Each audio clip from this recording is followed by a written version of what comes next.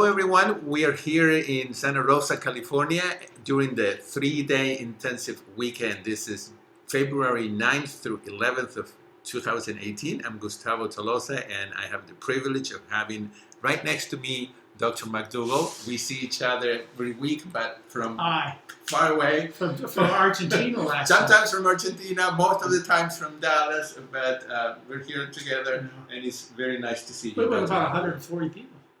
This is a large group. It's great. That's a nice group. We had a little bit bigger, but it seems to be what they're going to settle in as about 150 people. We're going to have it twice a year. Right. We used to have advanced study weekends where I'd bring in people with different opinions, and I did it for a lot for my education. Several years.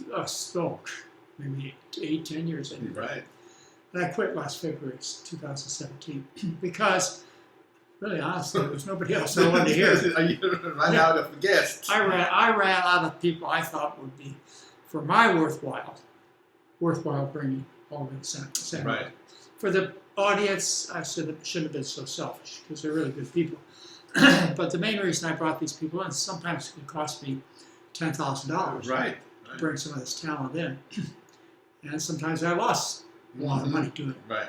But there are certain people I wanted to get to know, and God could help us in our movement, vice versa, like H. Gilbert Walsh. Yes. Just a whole bunch of people. So that got to be an awful lot of work, and also, as I say, it was getting to be too many repeat speakers. Right, right. So, but of course, the audience changes, but still. I may start them again. People are asking about it. Aren't these recorded? Yeah, I have all recorded. But they're not available. They're not available. They're recorded for history. Right. They're in one safe space. They are in another safe space. Because we know only one safe space is not a safe space. Right. Because every other recording I used to have is gone. But anyway, we may start advanced study weekends again when I find guests that have worthwhile information. We were talking about the lifestyle medicine. Yep. Some people are getting into lifestyle medicine, but lifestyle, I actually object. I'll stand up in conferences and somebody will say, well, the way we need to handle it is diet and lifestyle. And I'll stand there on stage. I'll be there already, or I'll be in the audience, and I'll stand up and I'll say, wrong! It's not diet and lifestyle. It's diet. When you give it diet and lifestyle, what you've done is you've taken away the importance of diet. Right. Oh, diet and lifestyle. Well, I think I'll choose lifestyle. I'll go for a little extra walk. Then I'll change my diet. Right, and be more social because, or some other. Yeah, or maybe I'll get a massage an extra time. Go to yoga. Yeah. Diet and lifestyle. Yoga, or maybe I'll start running. And they stay sick and fat and diabetic. They don't understand why. And the reason is somebody said you have a diet and lifestyle disease. No, you don't. Mm-hmm. You have a disease of your diet. Your lifestyle may be of some importance. And it's certainly something you want to pay attention to. But what's making you fat, constipated, and achy is the food you're sticking in your mouth. So that's why I hate diet and lifestyle. That is very true. Because people will choose between diet and lifestyle. Oh, there's my lifestyle. That's right. Let's see. I used to have a habit of picking at scabs. I'll change that lifestyle one too. Unbelievable. But I really strongly object, as you can tell. And it's not a joke, to combining that sentence. Yeah, I see why. It detracts from what you need to do. You got to fix the food. The food is poisoning you. Right. Well, there are, I guess, distractions such as, gluten-free or should I drink coffee? I mean, we're distracting from the main, again. Yeah, those are all points. I mean, you can name a dozen of them, but the GMO foods is one. Gluten. And gluten, both of them are very emotional foods. I mean, now, every restaurant, which I don't go that often, but in the last month I've been traveling, so I've had to eat in some restaurants, but I see more and more often how they're labeling gluten-free, as if that, I mean, about 30% of packaged foods. Right. And fewer than 1% of the population has need for that kind of restriction. But that makes me mad too. But what makes me really mad I've learned to keep my mouth shut about it. Sort of. Are the GMO foods. Oh, yes. You know, yes. GMO Frankenstein foods, agreed. Monsanto, bad. Agreed. But I've never seen a case of GMO disease. So I'm not going to put much attention into GMO foods since there's no such thing as a GMO disease. And until one develops, I'm going to put my efforts into things that I do see really cause disease, like eating pig's legs or cow's butts, right. or eggs or chicken's ovaries, Mm-hmm. fish's tails, and things like that. You know, that's where I'm going to put my attention because about 99, 98, 90, well, at least 70% of the people I know are, at least, because 70% of them are overweight, at least 70% of the people I know are sick from food poisoning from eating animal foods and oils. So don't give me any of this GMO garbage. Yeah. I know, it hurt your feelings. Everyone like yeah, me. you got to make some people mad. Oh, yeah, they do. I've had people stand up and walk out of my conferences after trying to argue with me. And all I've learned to do is I used to say when somebody comes up about GMOs, I said, you know, this is probably something better left undiscussed because you're not going to like what I have to say. So I'm sorry. Let's just go on to the next question. Right. You can read about it on my website. Well, the lecture that you just gave a few minutes ago, well, it's one of my favorite lectures that you do, and it's the dairy lecture. You can find that in my May 2003 newsletter, and there is, under the video section, there's a video called Marketing Milk and Disease. Yes. Watch that lecture. It'll be given by a man that looks slightly younger than me. Slightly younger. By 20 years. Not as handsome. Not as blonde hair as I have. Blonde, yes. No, but that is, I encourage everyone to go and watch It's the same lecture. It's the same pretty much. I saw a few new slides or updated slides this time, but it was very good.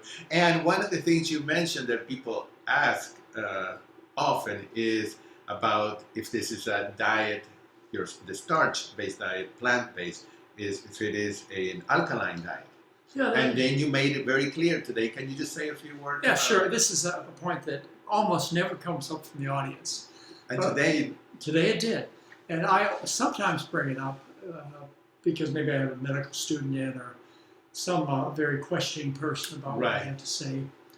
And they may have mentioned it. I'm talking about alkaline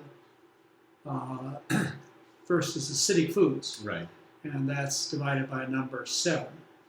On a pH measurement instrument, if your pH is above 7, you're alkaline, and if you're below 7, you're acidic. And the human body is 7.4, so it's slightly alkaline. So I gave a whole list of alkaline and acid foods, and your highest acid foods are dairy, then fish, then beef, then chicken. And your alkaline foods are your fruits and vegetables. But there are some that go in the plant kingdom. They are categorized as, let's see, I think seeds you would call them. And then you break it down into grains and legumes. Right. So those are seeds. Well, grains and legumes are slightly acidic. I think the reason they are acidic is because they have such an important part in life to do, which is to reproduce a whole new apple tree. Right. So they have to have some substances that turn out to be slightly acidic. But just to give you some relative numbers, the acid load for peas is 1. The acid load for cheese is 10. That means it has 10 times more acid in it per calorie. Right. 10 times. Isn't cheese probably the highest, or one of the highest? Parmesan cheese, I've heard, is the most acidic of all the cheeses, but they're all in the same category. Right. You take your bones away. But anyway, the question that you just brought up, that was brought up from the audience, is that can't be true. Because right. I see, I work with tomatoes all the time, and tomatoes are acidic. And I said, yes, they're acidic. And I said, so are lemons. Yeah, lemons and oranges and pineapples and all kinds of things. I said, if you take and open up a lemon and you put a pH strip on it, it'll test acid. And if you only drank the juice that the strip was in, it would be acid. But when you eat an orange, the pulp, right, the fibers, and so on, all that is so alkaline that that little bit of acid is neutralized within the food. So it comes in as an alkaline food. Right. So it may appear acid to a superficial dietitian. Right, that's the first person that brought it up to me. I was a superficial dietitian. Because she knew nothing about dietetics except what they taught her in dietetics school. And she brought that up, and I thought about it just for a second. And the answer is easy. Right. So this is a diet that promotes alkaline. Yeah, diet, and people hear from various sources, you want to eat alkaline foods. It's true. Right. It's been talked about since I've been in this business for at least 40 years. People have talked about alkaline foods, but you talk about alkaline foods, you talk about high fiber foods, you talk about no cholesterol foods. Right. Well, those are plants. Right. Plants don't make cholesterol, like you said. So you're just describing the same foods by different parts of them, qualities of them. And yeah, it's high alkaline, but that's not why it's healthy. The reason it's healthy is the plant foods are alkaline. Right. And the alkalinity is advantageous because you don't have all that acid you have to neutralize that you get when you eat animal foods. But it's basically you're choosing the whole food. The whole potato is slightly alkaline. Right. And yeah, it's also, here's another. Eat high vitamin C foods. Right. Only plants have vitamin C. You could just go down the line of what people tell you to eat, and you take one step back, and it's a plant. It's a plant, and it really should be a starch-based diet, based on corn and rice and potatoes and so on. So, what are what people ask also when you are eating a diet that is more acidic? Mm-hmm. Is it accurate to say that you're more propense to get sick? To get illnesses if you're... I don't know that answer. That is a very common statement if you're eating a out diet, there by some... So the question was, if you're eating a diet that's acidic, right? Does that eating... And your pH shows that... I don't know that the pH determines how effective the antibodies work. It may. Okay. It probably does. I think you could probably find some specific things about the alkalinity or the acidity of the body and how it affects disease-fighting mechanisms. Right. You might find some direct connection, and that's okay. But the real reason is you've got to take a step back. Right. When you choose these alkaline foods, you choose foods that are high fiber, no cholesterol, high vitamin C, high in thousands of phytonutrients that are good for your body. Right. So and of course, that's what I try and get people to do, is to try to stop micronizing everything. Stop trying to find the detail. The answer is really in the big picture. It's in the big picture. Yeah. That is... It's hard to get... I don't know. Yeah, it's something in the human mind, or maybe it's something of our age, because we have so much information, but everybody starts to look at the micro... information, and it deters us from the big picture. Or until we can figure out exactly how meat turns into cholesterol and get the finest detailed micro mechanism down, we're not going to say meat causes heart disease. Right. I want all the details, and that's of course from a consumer's viewpoint. Right. See, you can't take my steak away.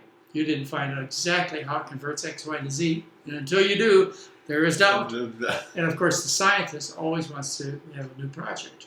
Oh, yeah. And they claim their finding to be the determining finding, the most important finding. And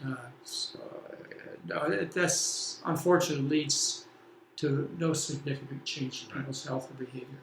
Well, one of the things that you mentioned in the lecture was how the body reacts to counteract the acidity. And it has to do something with our bones. Yeah, bones. So can you just say a little bit about that? When you dump this acid, say cheese, right?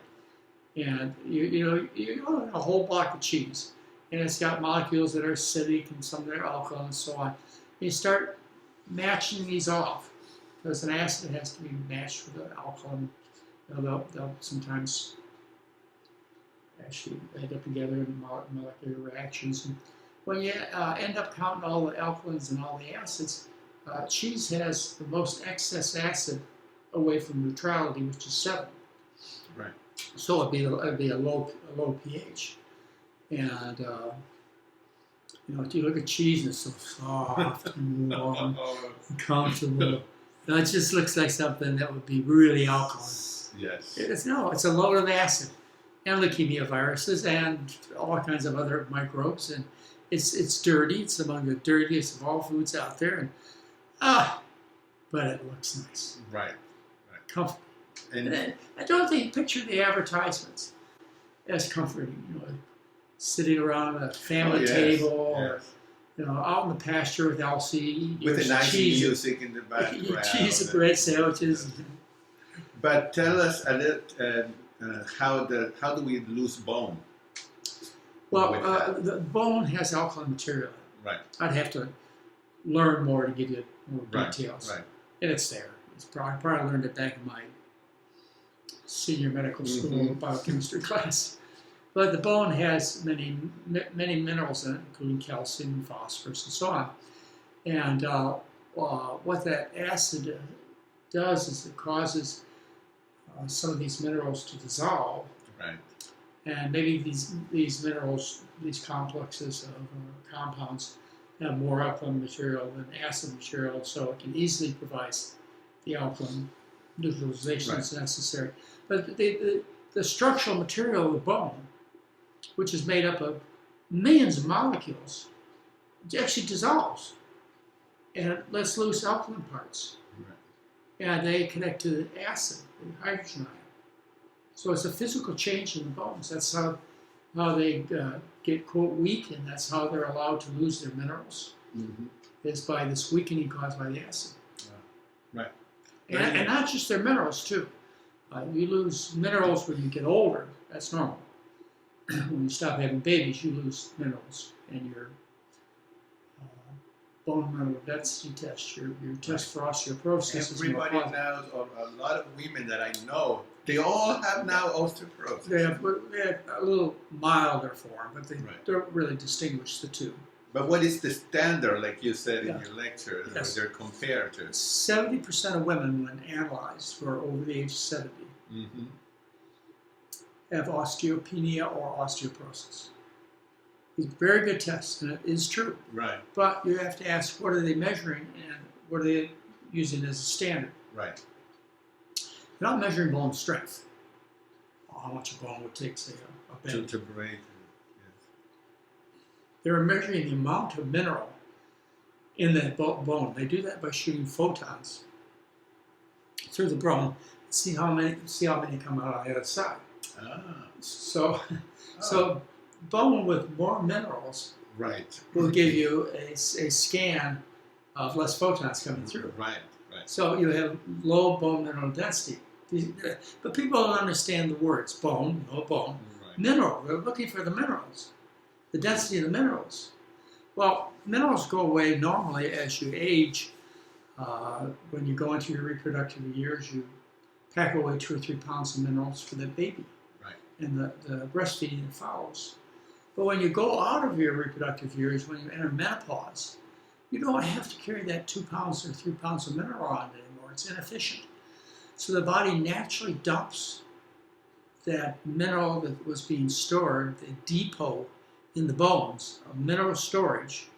Doesn't need it anymore, it just dumps out of the body.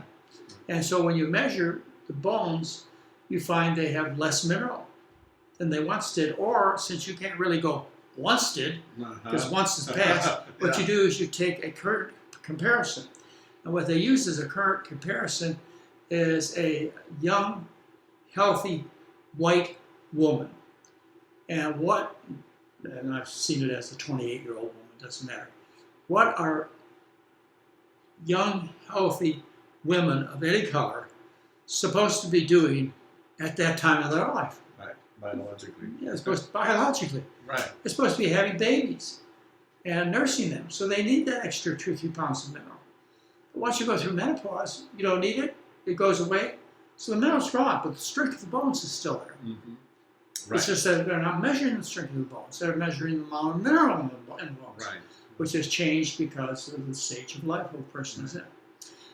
Is this something that men have to worry about? Oh, yeah. Men do too. It's just, why is it women more than men as far as menopause? Yeah, why do we see this more in Well, for men, it's a slow, gradual change in sex hormones. Okay. Say you said the end of reproductive life for a man and a woman, you just picked this, was 50 years. And with women, that end of reproductive life signaled by the end of production of eggs. Mm-hmm. Boom! Right. Dramatic reduction in estrogens, which cause bone to rebuild. So you get this precipitous reduction over a matter of days of hormone. Right. And so you see this a big reduction. Whereas for men, the testosterone is a bone builder, plus they have estrogen from various sources, but they're not losing the egg source of estrogen. Right. And so for men, the sex hormones or any hormones that build bone will go down very slowly, say over a decade or two. And there'll be just a tiny change because men didn't have ovaries. And they didn't produce a lot of so women did. Now, that's why the difference is so dramatic in a woman. Okay. Yeah, it makes sense. That's very good. The truth makes sense. or they just tell a good story. Yeah. Yeah. Well, very good. I think that this weekend is going really well. Good. What do you think? We have so many nice people here. It is always. I think that this is that part of coming here is one. Of course, getting all this information compact in 3 days, but meeting the other people. It's a huge difference from I've heard already several attendees. They come, of course, because of the information. The food is amazing, but just to be connected with a group. Yeah, just to be able to stand next to another person and have a sensible conversation. A sensible conversation, exactly. Rather than people telling you things that they saw in an advertisement. Right. Yeah, and you either have to choose whether you're going to fight with them or just Well, they don't even have the background to even have a discussion. Whereas people here you may not find fully informed, right.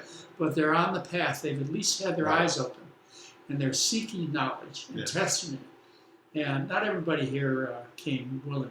No. Few were kicking and screaming. But well, last night Jeff Novick said something about the new standard of research. It is, I just know it. So that's actually Bill Maher's. Okay, well, but he presented it. Bill Maher or it's Colbert. Right. One of the two. I just know it. Something to the effect that there's no evidence of this fact, but I just know it's true. I still somehow. That's one of those two do it. Skin up by this. Well, very good. Since we always have new viewers, to close this webinar, would you just say in a few words what the McDougall program is about? It's very simple. I think that's what people like. It's the simplicity. It's the simplicity. The truth is simple and easy to understand. The human being is designed as a starch eater. In other words, a human being is designed to get the bulk of their calories from starch. And you can prove it to yourself right now. Just change your thought for a second and ask what the diets of people of the past have been. And you will say immediately, well, the Mayans and the Aztecs were the people of the corn. And in South America, they lived with potatoes. And in the East, Far East, it was lots of rice. Sure, it was starch. Starch is the primary part of your diet. When people ask me to guess, I say, look at your plate. Does 90% of it look like starch? Oh, okay, that's it. And the rest of the diet should be fruits and vegetables. If you choose to add other foods, the body's tough, but your chances of success go down greatly when you add other foods, because of the temptation. Most of us can't have a little bit of pepperoni pizza. Right. But anyway, it's a diet based on starch with fruits and vegetables. Yes, you can walk. Yes, you need to get sunshine, not too much. Yes, you can go out and do body damaging sports if you want. I don't care, but it doesn't have to do with good health. It's the food, which is starches, vegetables, and fruits. No free oils like olive oil, corn oil, no oil, and no animal foods at all. No chickens or eggs or fish, just none of that. But the vegetables that will keep us satisfied are not really lettuce and spinach. That's where a lot of people are getting confused right. now. They're getting confused and thinking that they call it a whole food plant-based diet or a vegetarian diet or a vegan diet is a healthy diet because many of these people, because they've just learned the great value of vegetables. And of course, what's more vegetable than broccoli? Right. Or cauliflower sprouts. I mean, that's probably all the vegetables you ever knew. The other things like rice and potatoes, I don't know what those were. Mm-hmm. We probably didn't even have a name for them. Yeah. Anyway, they focused on eating broccoli, cauliflower, and sprouts, and pretty soon they come to the conclusion you can't live on this. There's no satisfaction. Plus, they're expensive. I mean, potatoes and sweet potatoes and rice and beans, you feed yourself for a month for $40. Right. Yeah. And so you need to understand. Yeah. And that's basically it. It's just starches, vegetables, and fruits. Go for a walk and get a little sunshine, appropriate to your skin color. Right. And no oil, no free. No oils and no animals. Right. Now you allow people to put a little bit of salt and a little bit of sugar, which other people or doctors are against. Yes, we do allow salt and sugar on the surface of the food. On the surface of the food. Yes, it's not cooked with it. No, because then you get it buried. The seasoning gets all buried. And then you add more. And you add more at the top. You want it where it is tasted, which is the tip of the tongue. Right. So you sit down with a bowl of soup. And we'll do this here in a few minutes of the program. And some people will sit down and taste it and go, oh, that's really bland. Right. And if I was sitting next to him, I'd say, here's the salt shaker, put some salt on. Wow, that's the best soup I ever had. Yeah. I say we just love salt and sugar. There are reasons for it. We can't live without salt. Right. And there's lots of research that says that eating some salt is really good for you.